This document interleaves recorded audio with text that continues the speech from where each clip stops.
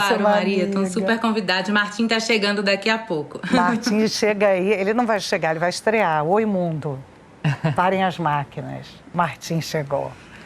Pois é, gente, preocupados com o aumento dos casos, preocupados com o risco de aglomeração nas festas de fim de ano, os governos, tanto do Ceará como da Bahia e também do Rio Grande do Sul, mudaram o tom das campanhas de alerta, né?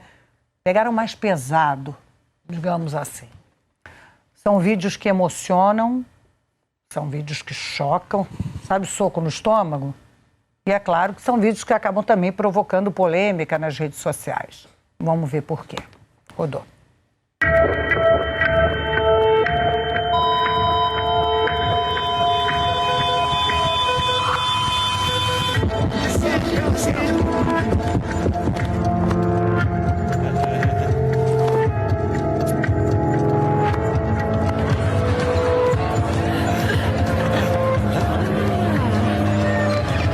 Basta um momento para acabar com todos os outros. Te cuida. Governo do Rio Grande do Sul. O meu amigo secreto é mais que um amigo. Eu nunca conheci um coração tão generoso. Contagiava todo mundo aonde chegava. Só que hoje ele não tá aqui. Porque fui eu quem contagiei ele. Desculpa, pai. A pandemia não acabou. Cuidado com as confraternizações. Use máscara, evite aglomerações e cuide de quem você ama. Se for celebrar, não aglomere. Sem máscara, só pra tirar foto. Só pra foto, hein? Como foi a festa, filha? Ótimo, mãe. Isso foi pouca gente.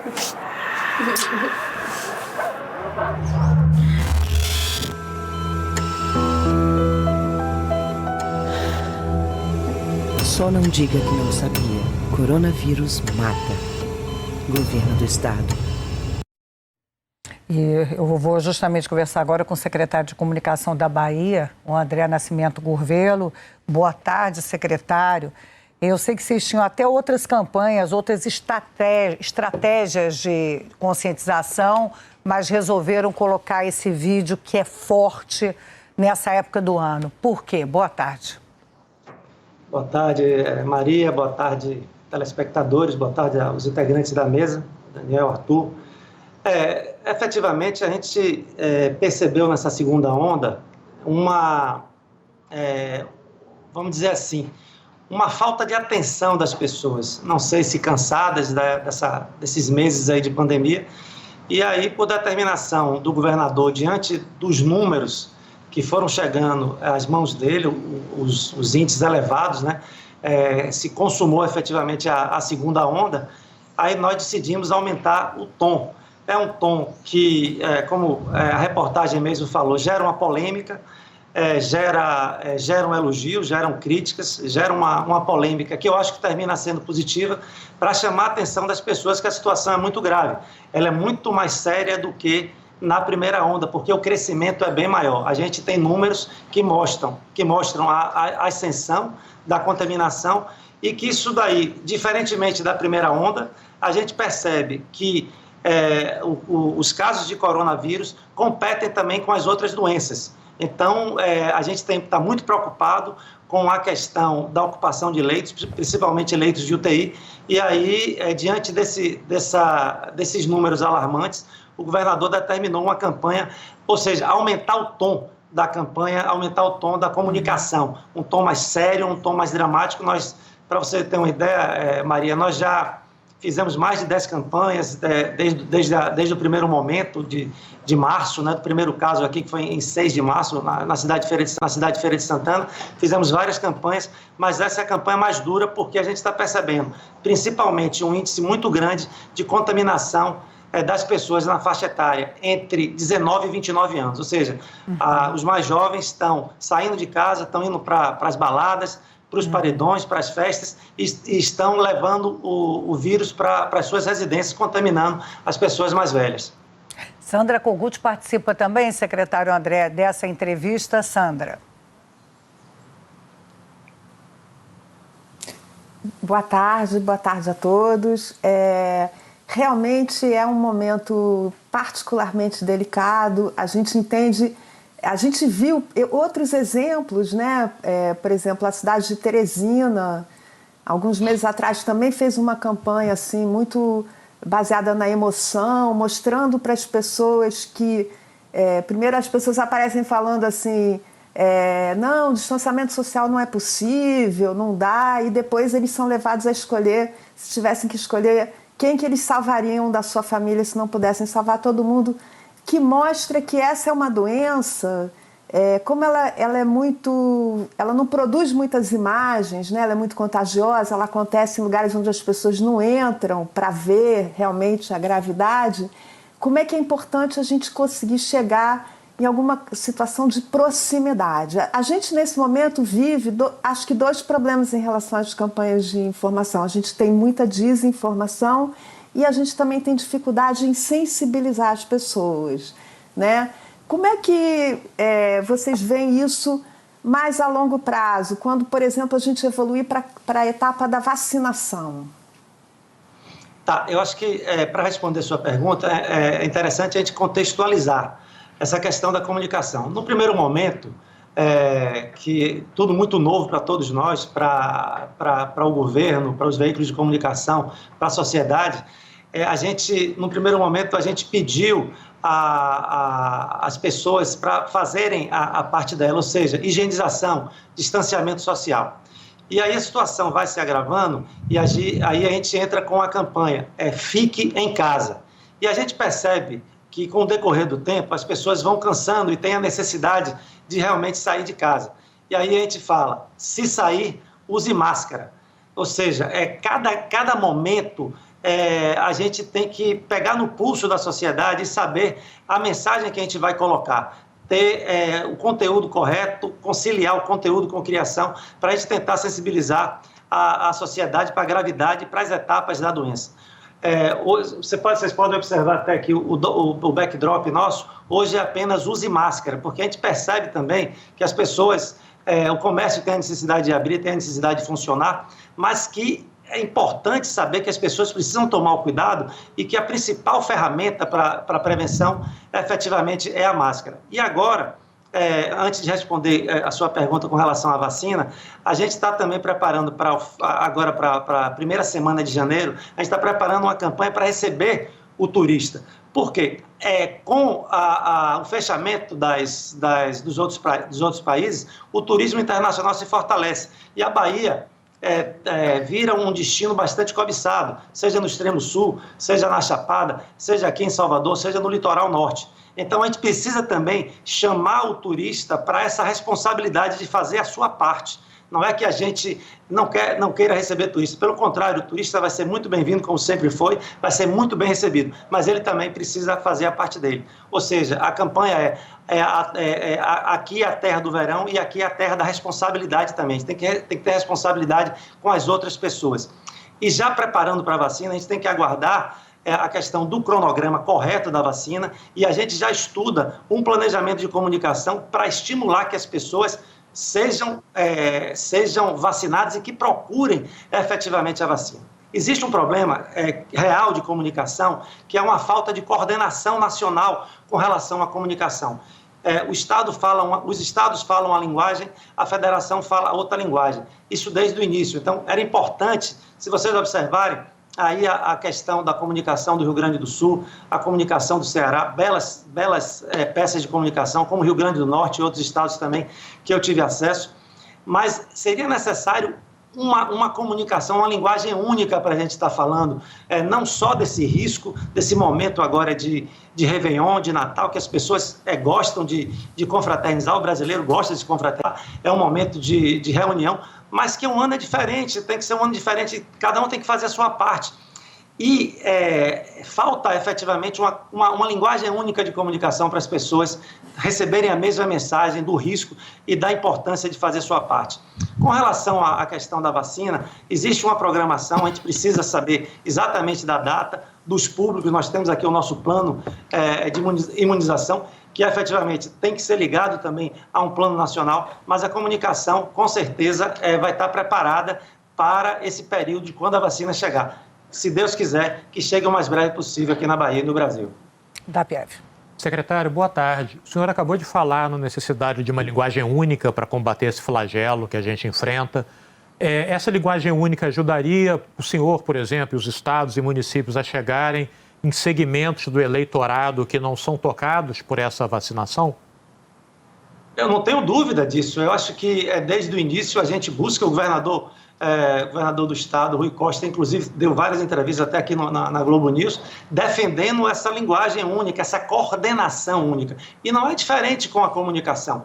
Se a gente tem uma comunicação única, mostrando que nós não estamos enfrentando uma gripe qualquer, uma gripezinha ou qualquer coisa que o valha, mas sim enfrentando uma pandemia que já está perto de ceifar 190 mil vidas. Aqui na Bahia nós estamos caminhando para 9 mil mortes, quer dizer, é muito. Então, se a gente tem uma linguagem única para chegar em todos os públicos, o que a gente está querendo, em resumo, é dizer o seguinte: não me interessa qual seja a sua religião, não me interessa qual seja o seu partido, não me interessa qual seja a sua idade, qual seja o seu nível social, interessa que somos um país só, que somos um estado só, e que a gente precisa ter uma linguagem única para devastar, para vencer esse inimigo. A linguagem que a gente está querendo, está clamando, é dizer o seguinte: isso aqui é uma guerra, e a gente precisa vencer a guerra. É um inimigo poderoso, é um inimigo invisível que está aí, que está matando. Então, se a gente tivesse uma linguagem única com relação a isso, sendo sempre baseado em conhecimento científico, com certeza a comunicação seria muito mais eficiente.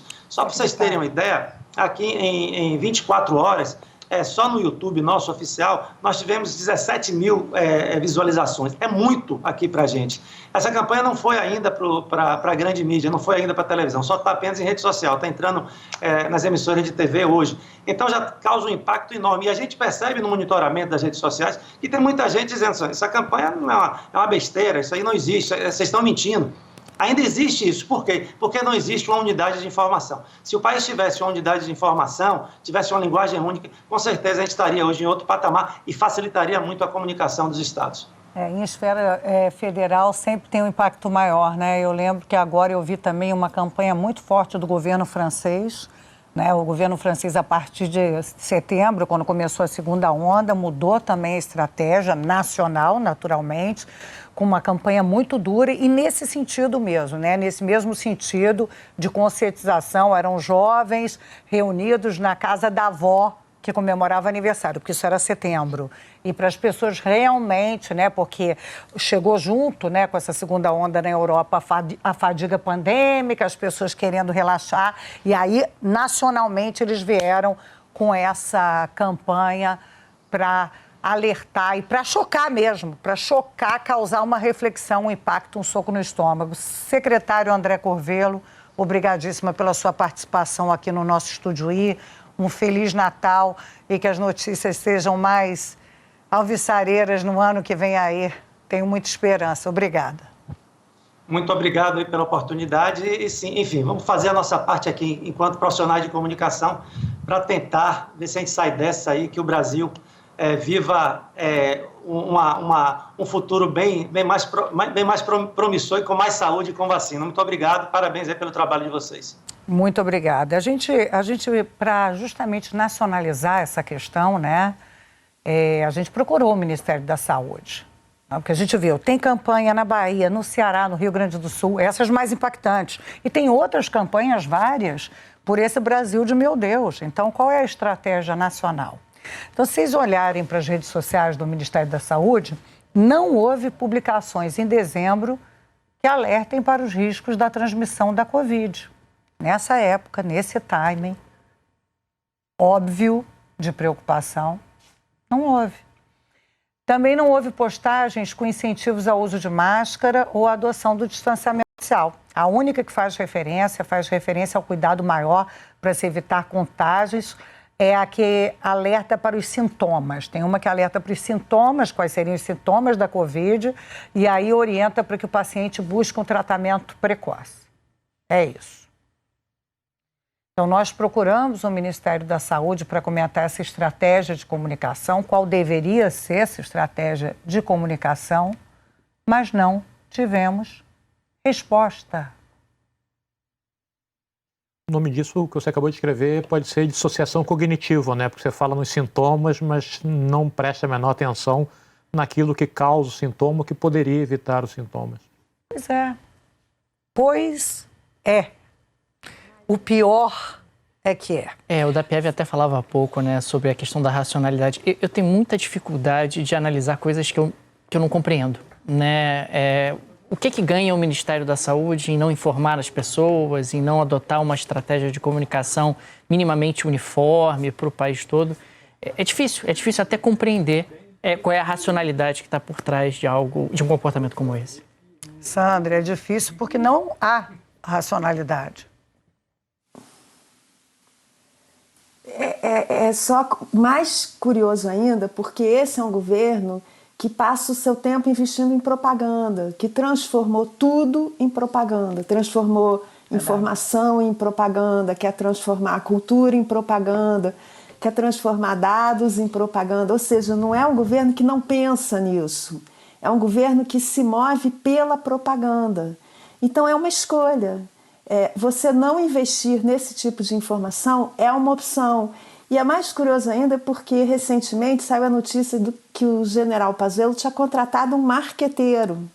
Ou seja, não é que ele não esteja preocupado com a sua imagem ou com a imagem do Ministério da Saúde, é que a maneira de enxergar o papel do Ministério da Saúde, a maneira de combater a Covid e de tirar o Brasil dessa situação é outra, não está em linha com, digamos assim, o mundo civilizado.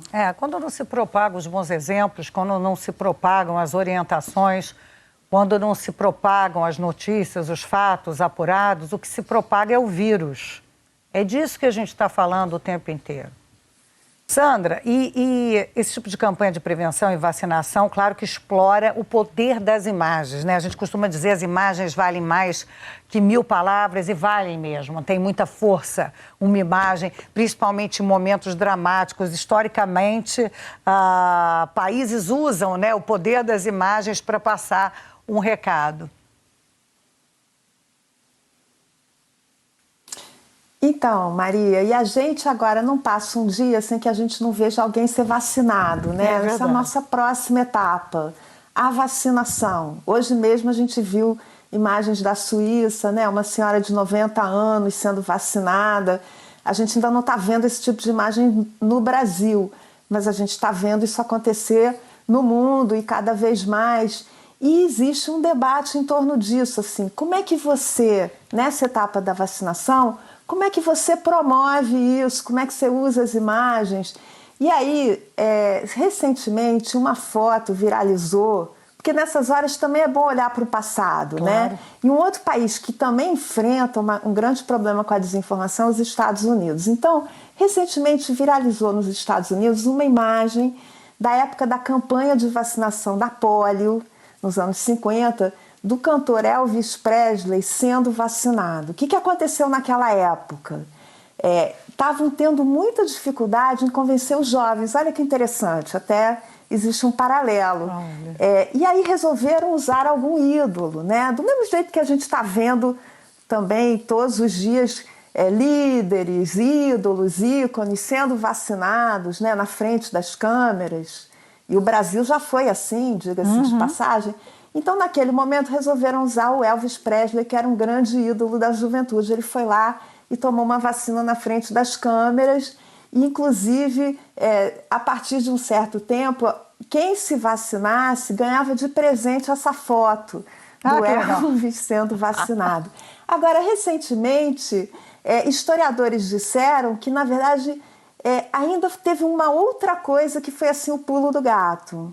Que é o seguinte, as pesquisas provam que a gente é muito influenciável pelo nosso entorno, assim, pela nossa família, pelos nossos amigos.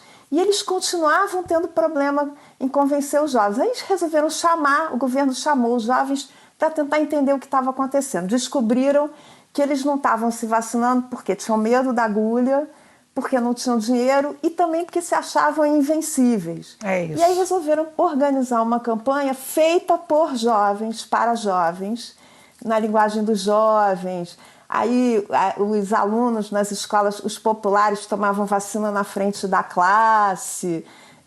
Começaram a organizar eventos e festas onde só podia entrar quem tivesse sido vacinado e se tentou dar uma aparência assim cool.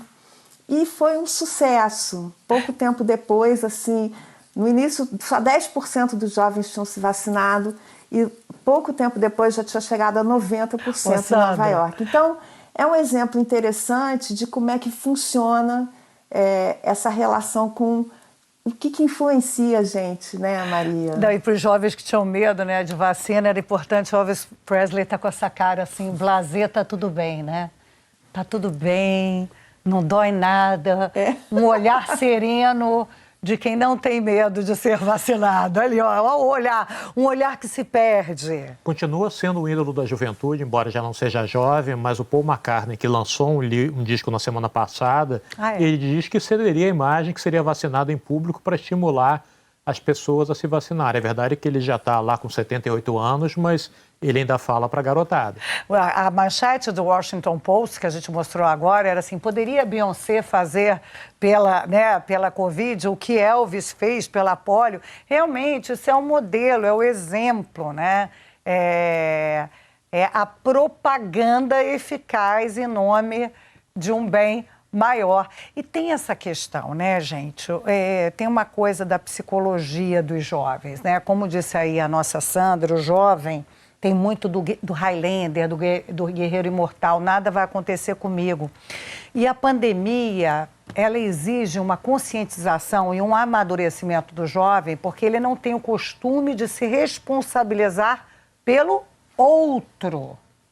Ele saiu da fase da infância, ele foi para a juventude, com aquela sensação de liberdade que se pode tudo, mas é um adulto que tem que ter a responsabilidade de que seus atos interferem na vida dos outros. Essa ilusão de imortalidade que ele sempre carregou para si, e existe de fato isso, essa mítica da juventude, nada vai acontecer comigo, eu sou forte, porque a dor, né? A idade do condor chega depois, com todas as suas mazelas. Mas é necessário esse amadurecimento de que se é responsável, a gente é responsável por aqueles que a gente cativa e por aqueles que a gente nem conhece. Pelo próximo, seja o próximo quem for. Por conta disso até, Maria, eu percebo um outro lado dessa moeda. Eu começo a perceber que jovens que perderam amigos estão sendo expostos antes do tempo à perda de alguém próximo. Exatamente. Quando você tem determinada idade, você já perdeu amigos por variadas razões, mas quando você tem 30, 25, é muito raro você ter perdido um amigo da sua faixa etária. Um conhecido meu acaba de perder 2, um de 20 e tantos e outro de 31. Isso é traumático. Então, é um trauma. E aí, justamente por causa disso, porque é como se você chamasse o amadurecimento, né? Você puxasse o amadurecimento a fórceps, é que o trauma é muito grande. É um trauma muito grande. É um trauma muito grande, realmente, das pessoas perderem os seus próximos dessa maneira. Enfim, gente, são tempos de aprendizagem. Maria. Diga, Sandra. Não, só queria juntar com a matéria que a gente falou antes, né, das campanhas que são até meio chocantes, mas que precisam ter essa força emotiva. É curioso que na campanha de vacinação brasileira da polio começou com imagens fortíssimas, assim, crianças em cadeira de rodas, imagens de muleta. E à medida que foi sendo um sucesso, evoluiu para outra coisa. Eram crianças aparecendo saudáveis, era a imagem dos heróis. Então você vê que à medida que isso vai se amadurecendo e que a gente passa para uma próxima etapa, a própria campanha pode mudar, né? Vai passando a ser um símbolo da vitória e menos do desespero. Tomara que a gente chegue nesse lugar, né? Ah, sim. Chegaremos na bonança, né? Depois da tempestade. Depende também e principalmente de todos nós. Agora, esse ano, né?